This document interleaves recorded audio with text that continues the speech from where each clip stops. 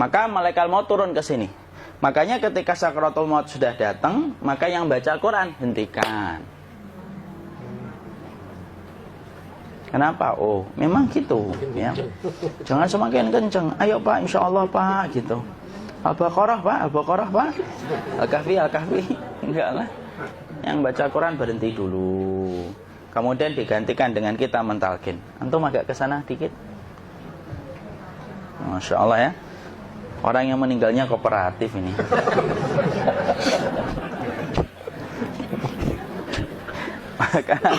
maka agak kesini ya. Maka disunahkan kita untuk mentalkinnya.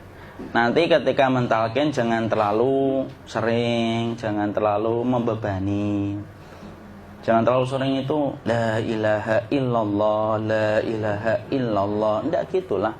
Berat nanti dia ngerasakan. Di situ Imam Qurtubi juga menyampaikan, jangan terlalu sering karena itu memberatkan dadanya. Jadi ketika mentalkin, saya sampaikan, boleh diganti atau enggak Ustadz? Enggaklah, talkin itu ibadah. Ibadah itu tauqifiyah. Tauqifiyah itu enggak usah diganti. Karena Rasulullah mengatakan, lakinu ala mautakum la ilaha illallah. Talkin orang yang meninggal di antara kalian dengan la ilaha illallah. Enggak usah diganti Allah Ustadz yang lebih singkat, lebih pendek. Tidak usah. Subhanallah Ustaz, tidak usah. Kenapa? Karena talqin sudah ditetapkan ucapannya oleh Nabi, begitulah kita mencontohnya. Jadi tidak usah diganti. Cara mentalqin, jadi kalau keadaan sudah tenang, tolong kalau sudah sakaratul maut jangan ditinggalkan. Karena sesungguhnya pertempuran setan itu pada detik-detik kematian semacam ini. Dan betul-betul berusaha untuk menjadikan dia murtad. Nanti makanya di situ di buku nanti dibahas kan, pertempuran setan itu sampai detik-detik orang mau mati itu sudah ayo kufur, murtad aja tuh, kamu sakit kan? Nah, itu kayak gitu. Makanya jangan ditinggal. Capek gitu kok nggak meninggal gitu ya. Udah gantian mas. Dan jangan kemudian meninggalkannya. Mangkat dulu gitu. Enggak lah, janganlah. Terus ditampingi terus. Kalau bisa ya sudahlah, berikan waktunya kita untuk sementara waktu itu betul-betul berkhidmah kepada orang yang kita cintai terakhir kalinya. Cara kita kemudian mentalkin adalah, yaitu adalah di sebelah kanannya la ilaha illallah. Biarkan dia mencerna dulu, tidak usah buru-buru kemudian kita langsung nimpali lagi.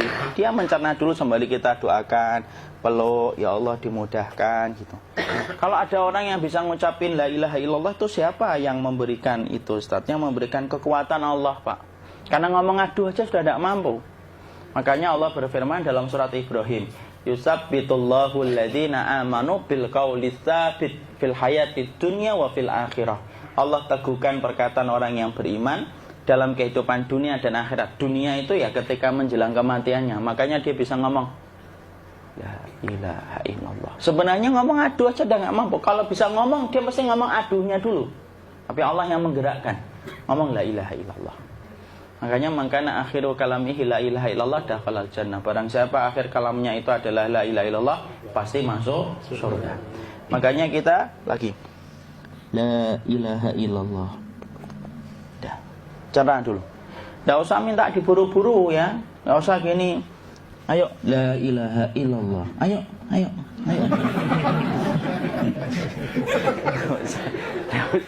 Enggak usah gitu. Ya, biarkan dia pelan-pelan gitu. Ayo tapak, ya Allah capek saya Pak. Enggak usah gitu. Ya ucapkan la ilaha illallah. Kemudian dia mencerna. Lalu kalau dia sudah mengatakan, untuk mengatakan la ilaha illallah. Ya, kalau sudah mengatakan la ilaha illallah, berarti sudah. Enggak usah ditalkin lagi, enggak usah. Belum meninggal juga Ustaz? Enggak apa-apa, biarin aja. Dia di situ aja. Kecuali dia ngomong lagi dan enggak usah diajak ngomong, alhamdulillah ya Pak, ya Allah gitu. Terus dia jawab, alhamdulillah. Ya. Itu berarti ucapan terakhirnya alhamdulillah. Atau ketika habis ditalkin la ilaha illallah, dia ngelihat air. Nah, itu berarti ucapan terakhirnya air. Talkin lagi. Nggak usah marah. Aduh Pak minta air. Mau minta air nanti aja dikubur gitu loh. Jangan gitu. Biarin aja. Jangan kemudian setelah la ilaha illallah La ilaha illallah. Terus, ayo tutup, awas ya ngomong lagi ya. Nggak usah gitu juga. Maka kemudian setelah la ilaha illallah sudah, nggak usah diajak ngomong gitu. Terus kemudian nggak usah ada anaknya perempuan, ya Allah Pak, sudah bisa ngomong la ilaha illallah, usah gitu. Cukup dalam hati alhamdulillah gitu. Diam kita dengerin gitu. Disitulah nanti biasanya detik-detik dia terakhir. Dia nanti ngeliat di sini Pak, prosesnya itu nanti kaki langsung sebagian jempol dingin dia. Kaki, telapak kakinya langsung kalau kita geningkan dingin kayak kaki yang kena AC langsung. Kemudian dia langsung ningkup gini, dikit dia, mulai kaku dia. Atau kalau enggak, gini dia. Langsung kayak jatuh, kayak kepala nanti yang paling terakhir. Kepala itu pasti ada gerakannya Pak, ini meninggal itu. Pasti gitu.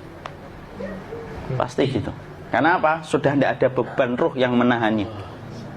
Ya, cabut ya, set pelan, maka kemudian malaikat itu. Tapi tetap sakit lah, walaupun dikatakan ringan, tetap sakit.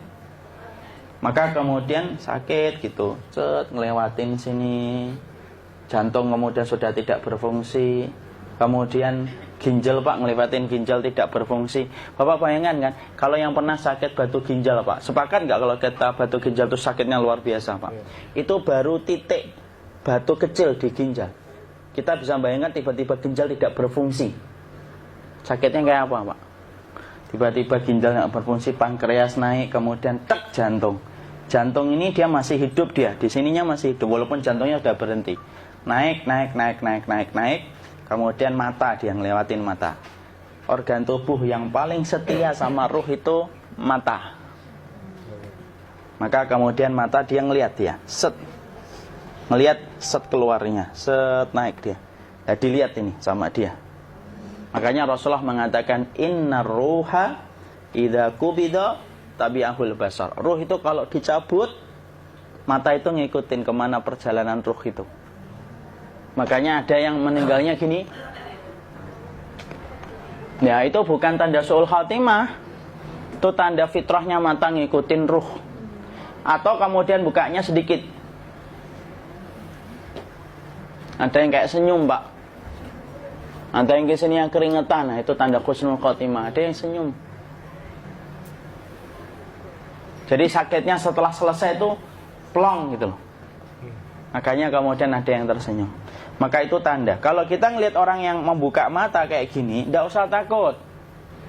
Cepat-cepat kemudian kita nanti tutup. Biasanya kalau terlalu lama, itulah yang menjadikan ini tidak bisa ditutup. Makanya harus pakai kapas akhirnya. Karena apa? Karena pas meninggal nggak langsung ditutup. Biasanya karena perawat takut, dokternya juga nggak tahu itu, dibiarin itu. Makanya ada beberapa mata yang ditutup pakai tensoplas kan? Sebenarnya kalau langsung bisa nutup dia, fitrahnya nutup mata itu. Jadi kemudian kita baca Allahumma firlahu warhamhu wa'afihi wa'fu anhu atau bismillah wassalatu wassalamu ala rasulillah, tutup. Bismillah. Tidak usah takut. Kecuali buka lagi ya, ini baru kita kabur bareng. Kalau buka lagi Pak, Insya Allah Pak, ya Allah ya kita kabur bareng-bareng Pak. Diusap Pak, diusap gini. Enggak disenggol gini enggak. Begini kan, sudah meninggal dunia. Tangan boleh begini, boleh diluruskan, tidak ada ketentuannya. Boleh gini, boleh kemudian lurus. Tidak usah disalahin kalau ada yang lurus. Lu itu tangannya gimana sih? Posisikan kayak sholat. Tidak ada perintah kayak gitu. Jadi kemudian dikondisikan saja. Terus maka kemudian dipijit-pijit, akiknya dikeluarin, kemudian jamnya dilepas, gigi palsunya dilepas kalau ada, ya. Kemudian apa setelah itu? Coba buku.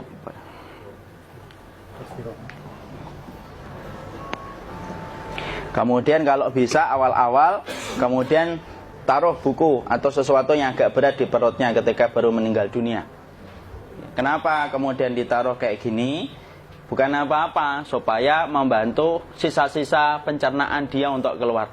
Nanti Pak, biasanya kalau kita taruh agak yang berat gini, atau kemudian kita gini-gini kan, ini udah makan belum Akhi? Udah makan belum makan kok udah gede ya? Maka pencet-pencet kayak gini biasanya nanti ketika dimandikan, nah pas dimandikan diginikan saja. Aduh. Nah ini dia sudah keluar di belakang, dia gini. Terus nanti keluar dia. Nah ini keluar langsung di belakangnya. Dan memperlakukan orang kalau sudah meninggal dunia itu yang lembut gitu.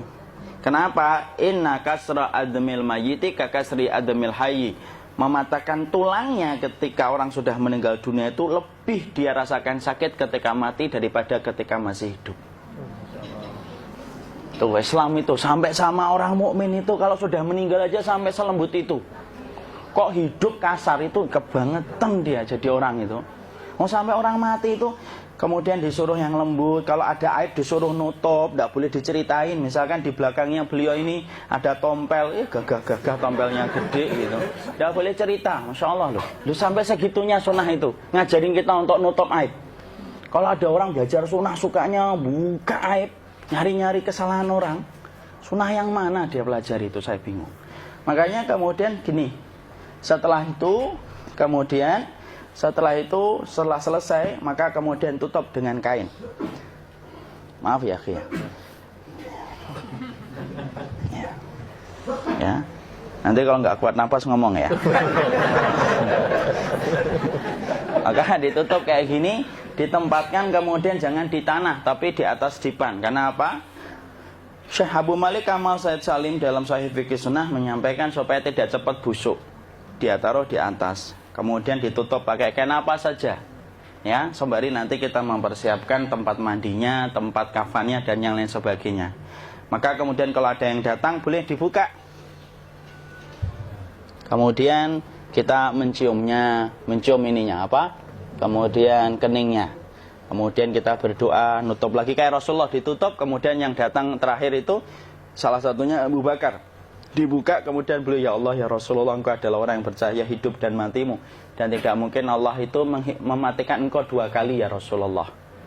Maka kemudian ditutup kembali. Saat itu para sahabat dalam keadaan mendung semuanya. Maka disitulah kita lakukan kayak gini, ditutup gini Ustaz ya, kasihan tidak bisa napas.